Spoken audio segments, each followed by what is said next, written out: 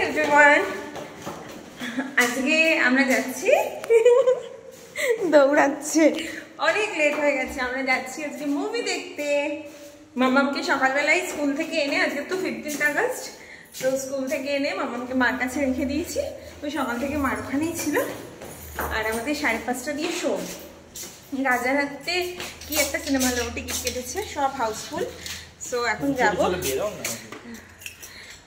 যাব। আর তার মধ্যে একটাই হেলমেট আছে, আরেকটা হেলমেট নেই। তো একটা হেলমেটও নিতে হবে, তো তারা লেগে গেছে অনেক। তো চলো বেরোচ্ছি। আর অনেকেই দেখে নিয়েছো, যাচ্ছি ধুমকেতু দেখতে। তো চলো দেখতে থাকো ব্লগটা। হ্যালো এভরিওয়ান, কেমন আছো সবাই? Welcome back to my channel new blog. তো দেখো, বেরিয়েই ফার্স্টে চলে এসেছিলাম একটা হেলমেট কিনতে, বিকজ আমাদের কাছে একটাই হেলমেট ছিল। এবার দেখো, আমাদের কাছে টাইম আছে যেতে 45 মিনিটস মতো টাইম লাগবে, কিন্তু এখানে এসে ওর পাপা বললো 5 মিনিটের মধ্যে কমপ্লিট করবে। কিন্তু ও এটা না ওটা, ওটা না এটা, এটা না ওটা করতে করতেই 15 মিনিট এখানে কাটিয়ে দিল। যাই হোক, ফাইনালি লাস্ট অবধি একটা হেলমেট নেওয়া হলো, নিয়ে বেরিয়ে পড়লাম। এবার বিশ্বাস করতে পারবে না, ও গাড়িটাকে যে এত জোরে চালিয়েছে। অ্যাকচুয়ালি আমাদের রাজারহাটে মিরাজ সিনেমা হলটা ভীষণ সুন্দর। ফার্স্ট টাইমই যাচ্ছি এখানে, কিন্তু ভীষণ সুন্দর। আর ওখানে গেছি, আর ওর পাপা পুরো আমার হাজব্যান্ড পুরো ঝড়ের মতো উড়িয়ে নিয়ে যাচ্ছে গাড়িটা এরকম। আর আমি অনেক দিন বাদে আমরা দুজনে বেরিয়েছি, আর স্কুটিতে এত ভয় লাগছে। তো যাই হোক, ভীষণ তাড়াতাড়ি আমরা তো সবেতেই লেট বলি, আর এবারে তো লেটের কোনো প্রশ্নই আসে না, যেহেতু মাম্মামকে আগে দিয়েছি। প্রত্যেকবার মাম্মামের নামে দোষ দেওয়া হয়, কি মাম্মাম থাকে তার জন্য আমাদের লেট হয়েছে। কিন্তু আজকে আমি সকালবেলায় মাম্মামকে মার কাছে দিয়েছিলাম স্কুল থেকে রিটার্নিংয়ের পথে। তো দেখো চলে এসেছি। এই সিনেমা হলটা ভীষণ সুন্দর, বাইরেটাও বেশ ভালো। আর অনেকটা না অ্যাকচুয়ালি আমাদের টাইম লেগেছে, কেন কি গানে গানে যদি আমার মনের কথা তোমার মনের কাছে। দেখো, সিনেমা দেখা তো কমপ্লিট, কিন্তু দেখো বাইরেটা কি সুন্দর সাজিয়েছে।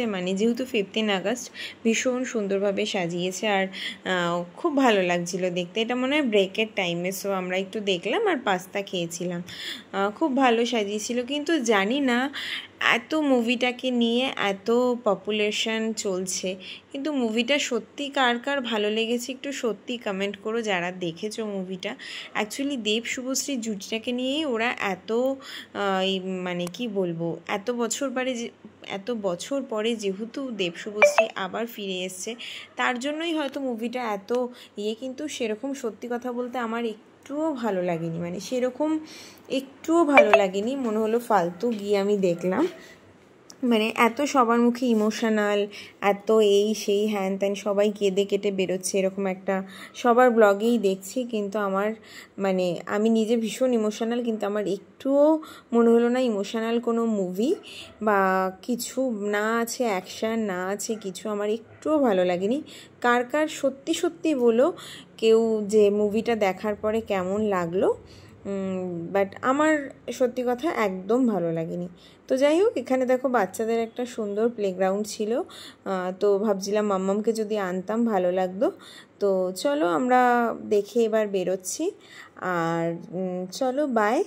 ব্লগটা ভালো লাগলে অবশ্যই লাইক কমেন্ট শেয়ার করো। আর যারা যারা ভাবছো ধূমকেতু মুভি হলে এসে দেখবে, তো দেখো, না বলবো না, কিন্তু সত্যি কথা বলতে হলে এসে দেখার মতন মুভি এটা একদমই নয়।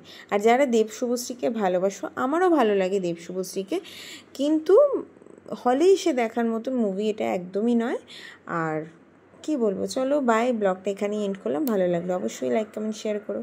আর যারা যারা মুভিটা দেখেছো কার কেমন লেগেছে আমাকে জানিও।